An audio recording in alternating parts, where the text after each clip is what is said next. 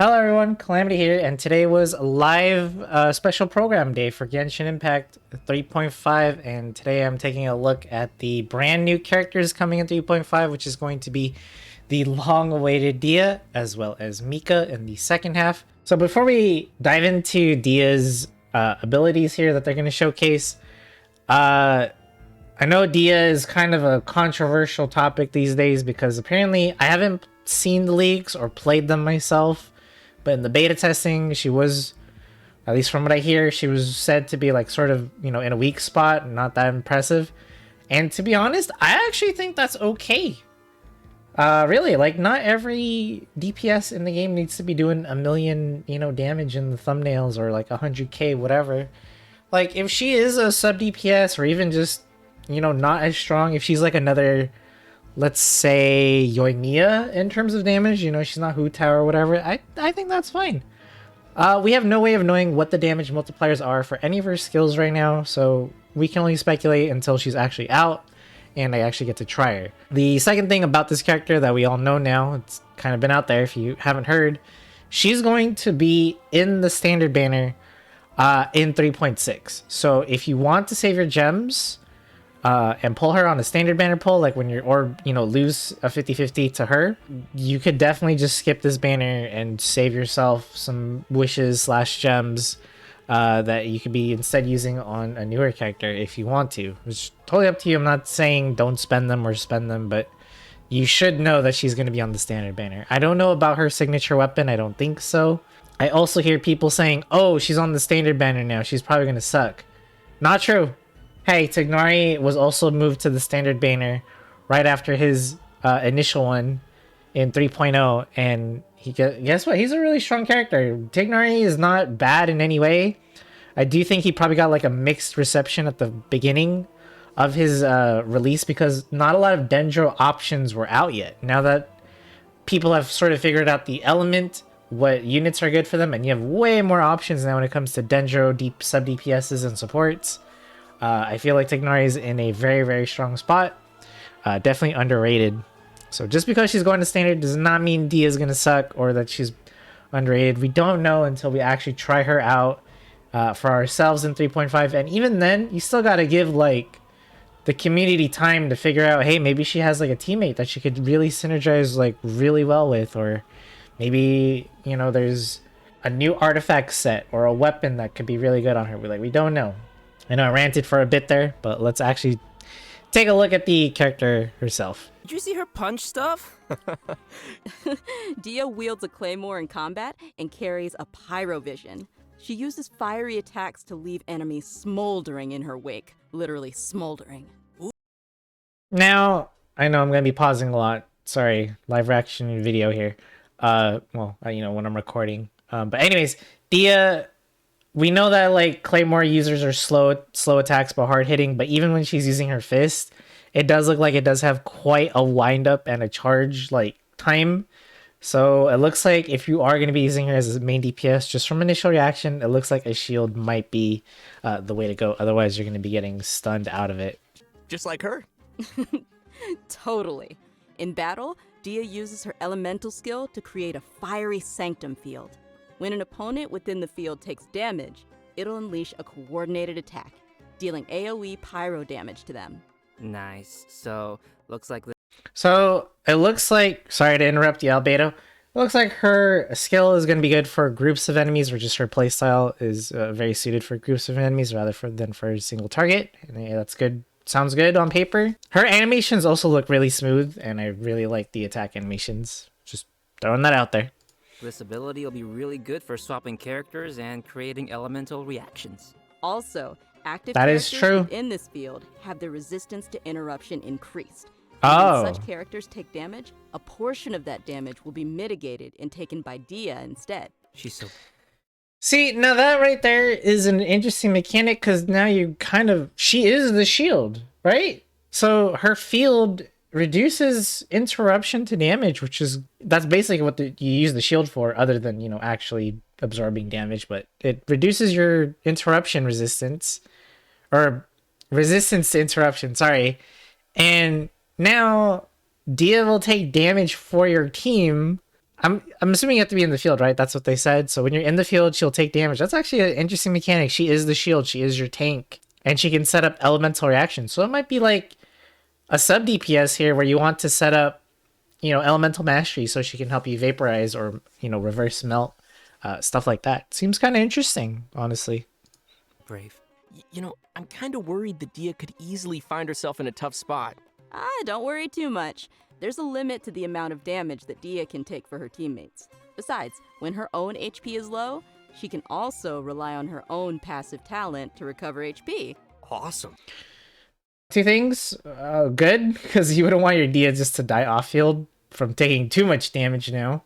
That would be awful. And two, well, we don't know how much she's healing. Is she healing? Is it a burst heal, like a huge, maybe like 50% of her health just gets instantly regenerated? Or is it like an overtime heal?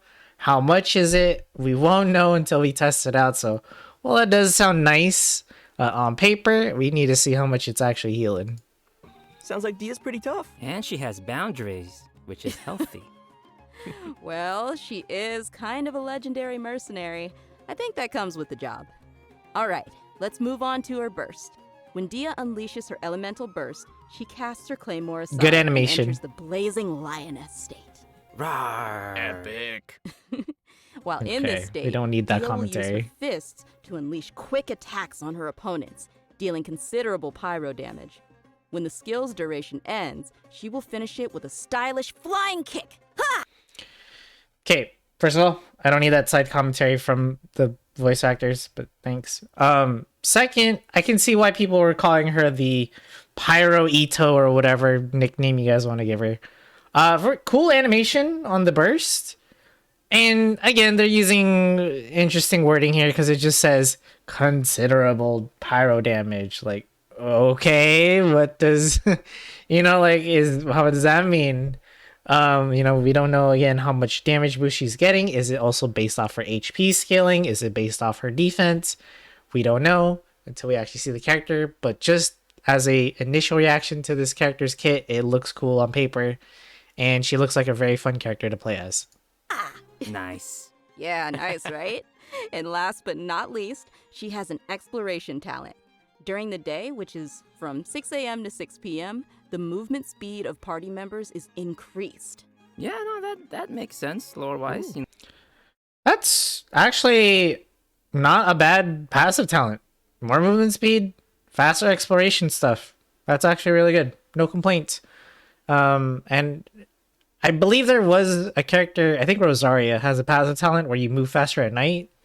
Now, if you have Rosaria and Dehya in your party, you're gonna move faster no matter what time it is. So, nice passive talent.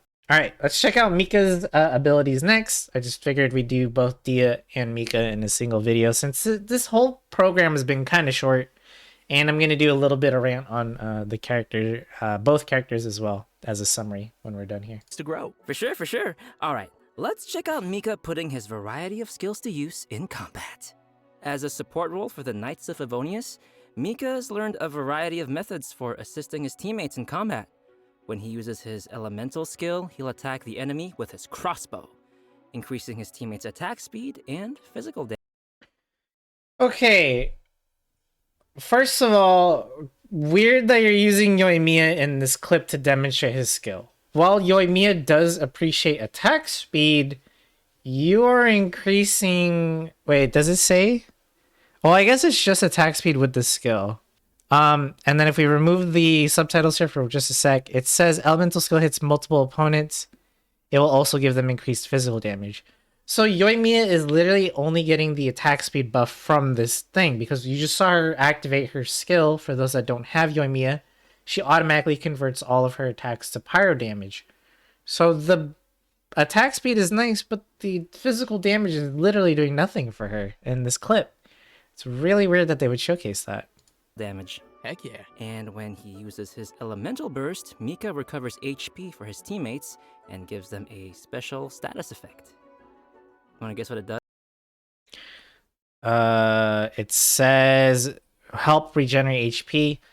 Now, Again, we don't know number multipliers for the heals and what it's based off of. Like, we don't know, could he be a, like could he handle all your team's healing needs with just one character here, or is he more of like a sub healer like Jin Cho, stuff like that? Does What? Tell us. this status causes teammates to regenerate HP whenever their attacks hit an enemy. Ooh, that's helpful. Nice. Yeah. So yeah, no, Mika spends a lot of time working in the wild, and he's developed the necessary survival and adventure skills. When Mika is on the team, the location of nearby resources unique to This passive talent is so bad. I'm sorry, but if you're a new player, maybe this will be helpful for you, but most of us that have already played through Mondstadt, I'm sure you have a general understanding of where all the good flowers are, and even if you don't know where they are, I'm sure at this point you've learned to look at the interactive map on the Hoyo lab, or maybe you looked up a YouTube video for a farming route at this point. Like, if you're new and you just want to explore, that is absolutely fine, but I'm talking for all the players that are at least above AR 20 here, which should be the most of you, or AR even 30.